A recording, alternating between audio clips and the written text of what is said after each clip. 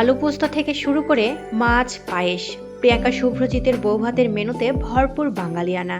বন্ধুরা, ভিডিওটি স্কিপ না করে শেষ পর্যন্ত দেখতে থাকুন। আর একটি বিশেষ অনুরোধ, দয়া করে আমাদের চ্যানেলটিকে সাবস্ক্রাইব করে পাশের বেল আইকনটিতে ক্লিক দিয়ে রাখুন, যাতে সব ধরনের আপডেট খবর সবার আগে আপনি পেয়ে যান। আইনি বিয়ে সেরেছিলেন বছরখানেক আগেই। এরপর চলতি বছরের 6 ফেব্রুয়ারি অগ্নি সাক্ষী রেখে 7 পাকে বাধা পড়েন প্রিয়াঙ্কা মিত্র এবং শুভ্রজিৎ সাহা।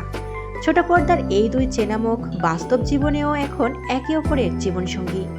বিয়ের পর তাদের বৌভাতের আয়োজনও ছিল এলাহি কাণ্ড। কি পথ সেজেছিল প্রিয়াঙ্কার বৌভাতের থালা?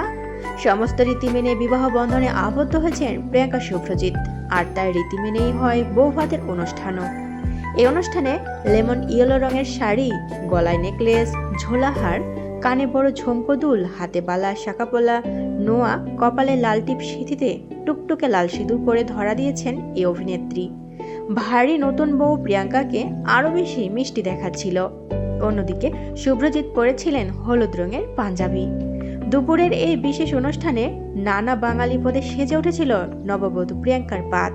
মেনুতে ছিল সাদা ভাত, ডাল, বেগুন ভাজা, আলু পোস্ত, থোকা, মাছ, চাটনি, পায়েস। এক টেবিলে বসে নতুন বর বউকে একসঙ্গেই খাবার খেতেই দেখা যায়। তবে যেহেতু বৌভাত, তাই প্রিয়াঙ্কার জন্য ছিল বিশেষ ব্যবস্থা। তাকে সব খাবার রূপোর থালাবাটিতে সাজিয়ে পরিবেশন করা হয়েছিল।